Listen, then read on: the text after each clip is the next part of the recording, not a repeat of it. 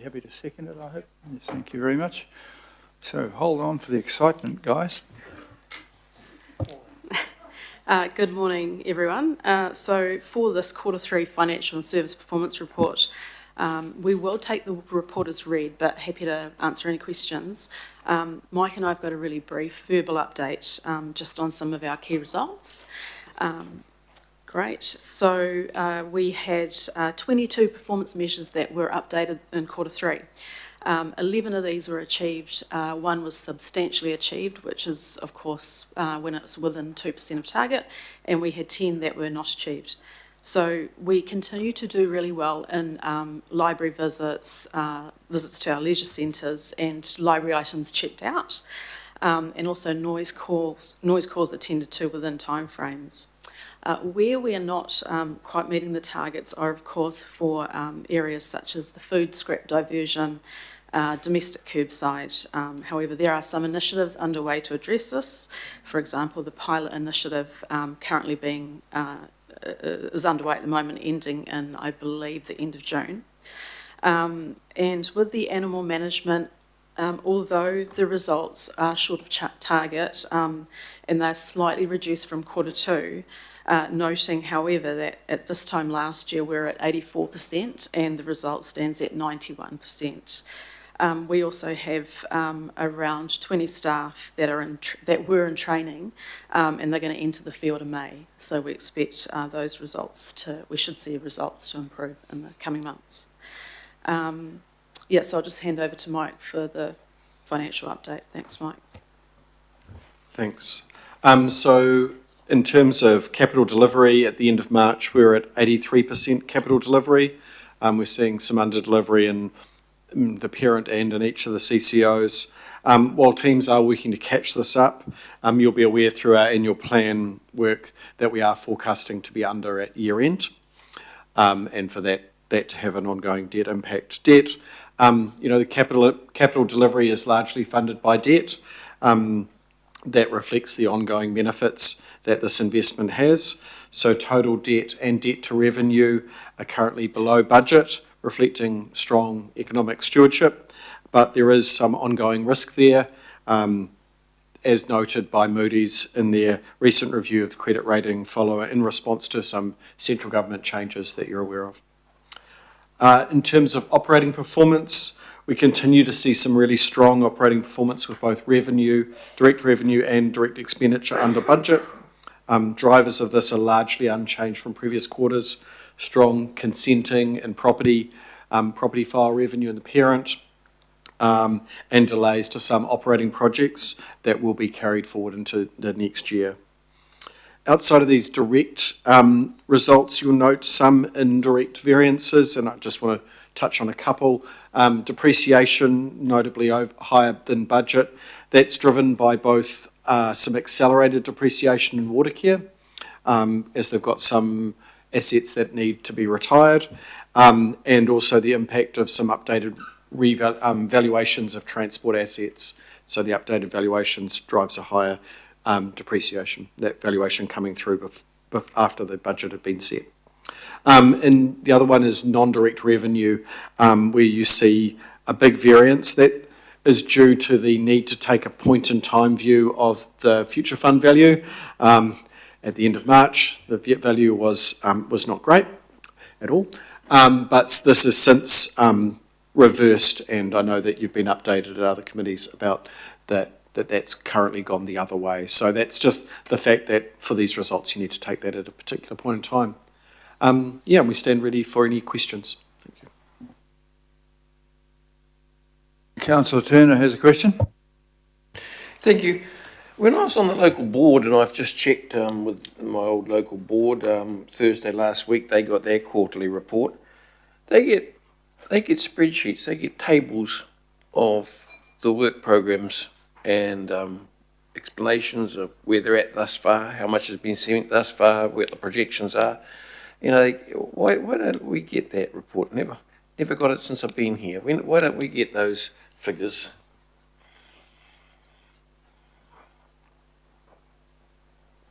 I suppose it's about finding that balance between something that we can digestible, and we already have a pretty chunky quarterly report, as opposed to digging into certain areas. Obviously, if there's specific areas of the business that you want more information, we can look to provide that.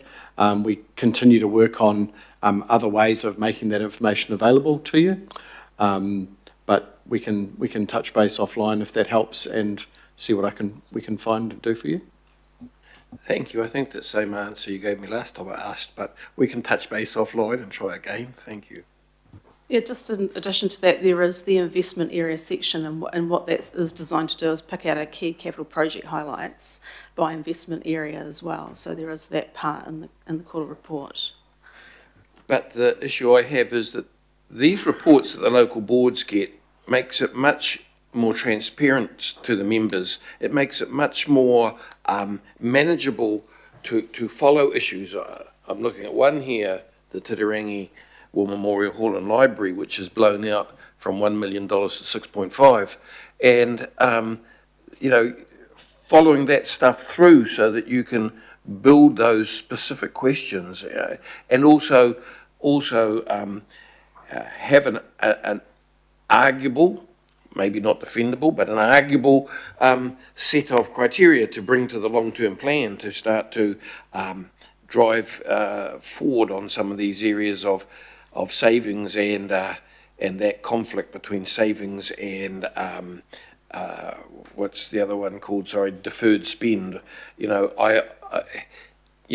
would just be really good if we could have a better in-depth understanding of this stuff. Thank you. So, Michael, are you able to send out those to the specific councillors in relation to their particular local board? Because it's probably, people tend to be interested in their area. I don't want 21 of them, if that's all right, as the person, because I couldn't handle it. But I should imagine that various councillors would be interested in seeing the specific items within their area so they can have a look at it. That's what you've got in mind, Councillor Turner, I believe. Yeah, that's really good, Mr. Mayor. Although I suppose we can just look it up by looking up the board. But it's about getting it in front of us. I think I'm just backing away from that a little bit as I think about the stuff that we would miss. That's about the governing body stuff. But anyway, enough said for now. Well, it has some merit on a localised view, but I don't think we should send out all 21 to everybody, and certainly, as the person who has the courage, don't send them to me. I'll be relying upon each of our parochial persons to chair their own particular area and have a good look at it.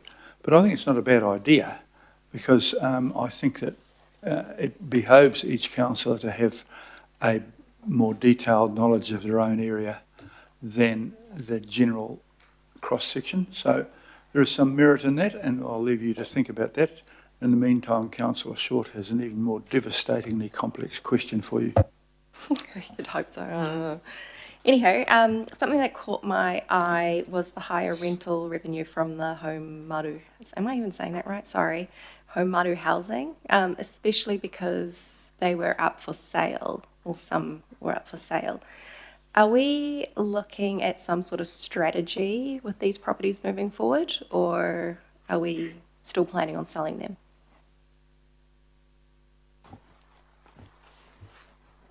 I can probably only speak to that at a high level here, but there was a strategy for redevelopment in the Haumaru program, and that continues to be their strategy. That probably means if that's been slowed down, then we'll get more revenue, but the reinvestment has been slowed down. We can look to get something back to you about where that strategy's at through the appropriate committee. We can follow that up. No, thank you. Just another question. I saw with vesting, we're not vesting as many assets. There was, I think, what was it, 35? I can't remember the figure. And then developer contributions obviously increased. Why is there are we just not bringing in as many assets from developers?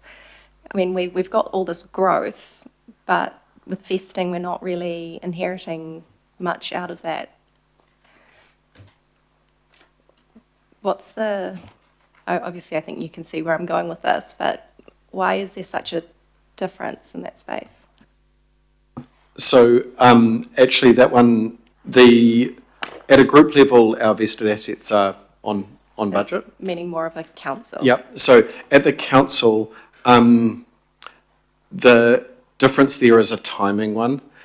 We had somehow spread the vesting of the CRL assets across the year, and actually those will all come upon completion, and they've obviously not come through yet. So that difference is pretty much a timing difference. Yeah. Thank you.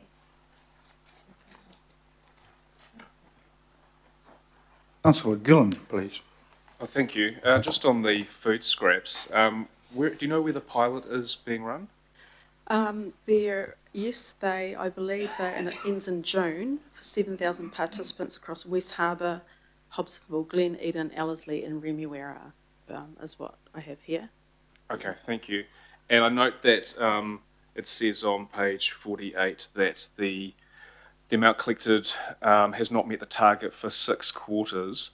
Can you tell me, what does that mean for the contract? Are we having to pay any penalties there? And are you able to tell me how much that is, or is everything, or is it still within the range that we're supposed to be delivering? We'll have to come back to you on that. I haven't got those details with me. Okay, thank you. Okay. Councillor Hills, please.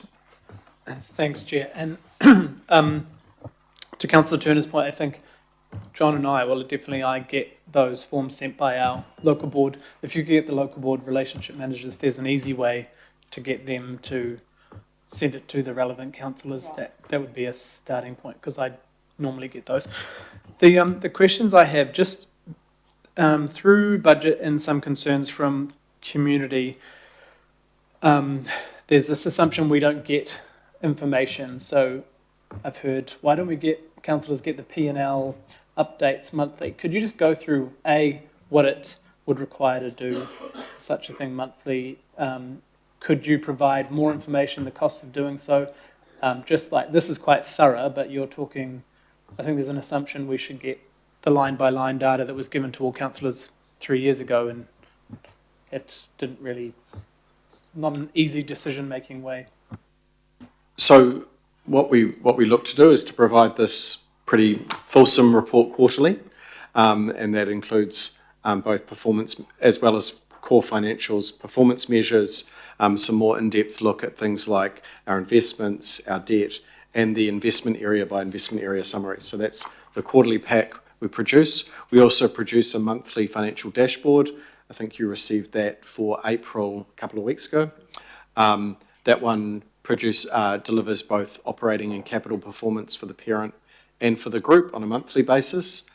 In terms of the kind of line-by-line budget piece, we do continue to work on that. It was made available, as you say, a couple of years ago.